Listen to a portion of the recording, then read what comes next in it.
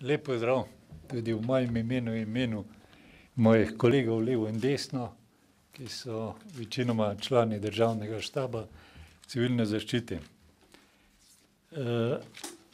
Temeljni podatki o izvajanju zaščite, reševanja in pomoči, ki smo ga končali v ponedeljek zjutraj, razen nekaterih aktualnih problemov, bi obsegali naslednje.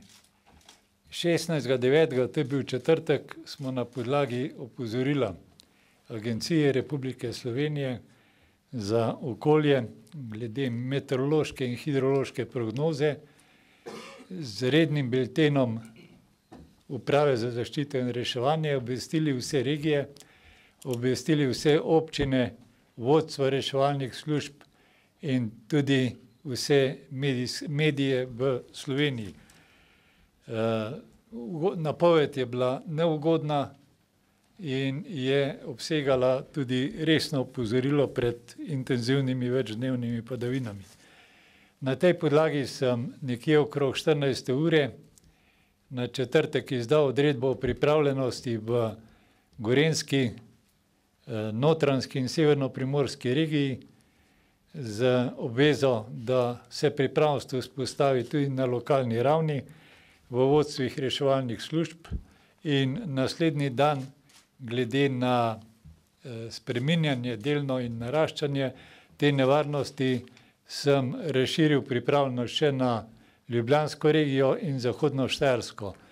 Par ur kasneje, 17. pa tudi na vseh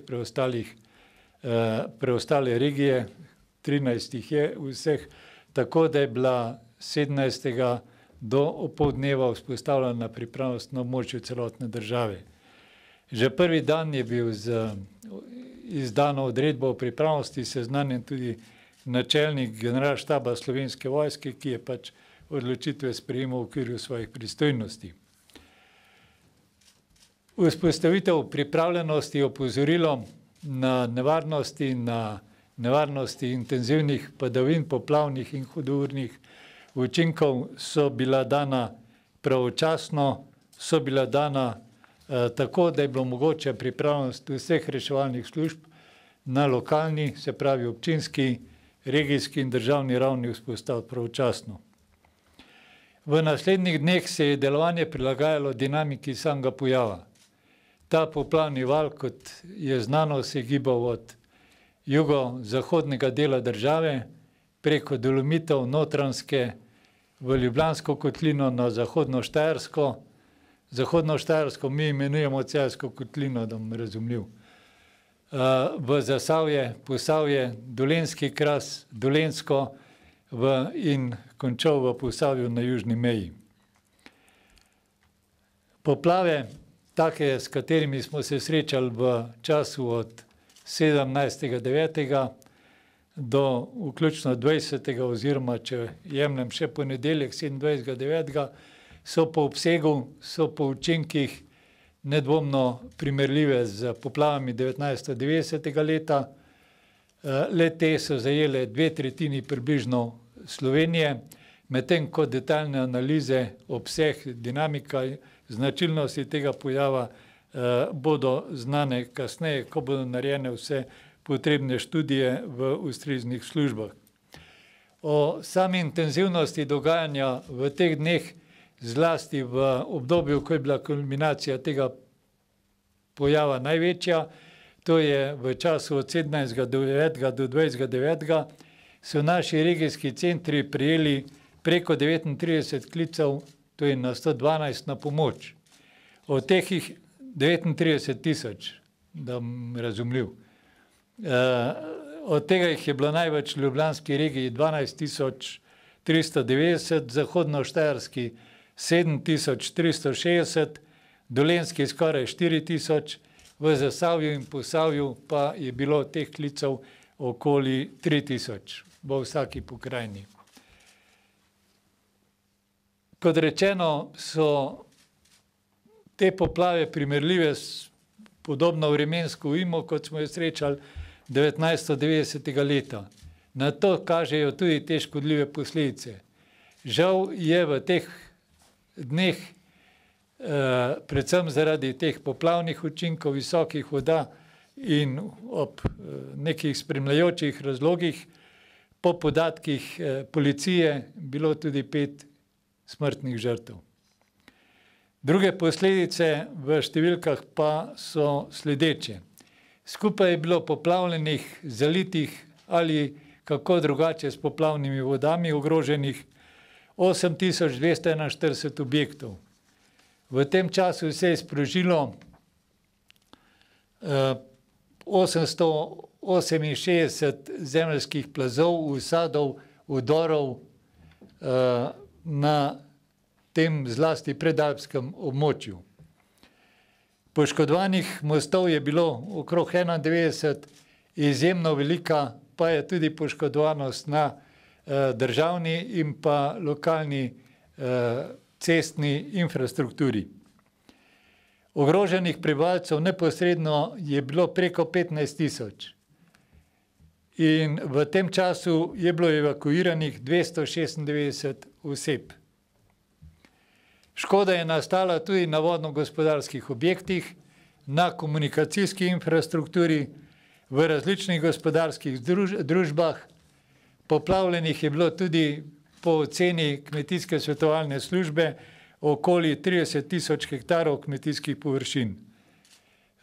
Ti podatki so nepopolni. Popolne podatke bomo dobili proti koncu oktobra, ko bo končano ocenjevanje škode in ko bodo ocenjeni vsi poškodovani objekti oziroma prizadeti objekti, družbe gospodarske, skratka, ko bo ugotovljena tudi nominalno ta škoda. Škoda se ocenjuje v 132 občinah, ocenjuje se v Ministrstvu za gospodarstvo, v Ministrstvu za promet, v Ministrstvu za okolje in prostor na področju vodarstva oziroma te vodno-gospodarske infrastrukture in pa v Ministrstvu za kulturo. Ostale vrednote ocenjujejo občinske komisije za ocenjevanje škode ob naravnih nesrečah. Ta škoda bo na to verificirana na regijski in pa na to na državni ravni, predno jo predložimo v potrditev vladi. V vseh teh dneh, se pravi od 17.9. do ponedeljka zvečer, je bilo v različne reševalne, zaščitne in druge aktivnosti vključenih 24.640 različnih reševalcev. To je izjemno velika številka, pri čemer pa je treba poudariti, da pretežen del teh reševalcev predstavljajo poklicni in prostovoljni gasilci, ki jih je bilo angažiranih 18.084, skupno z 2477 vozili in preko 2700 različnimi črpalkami in agregati.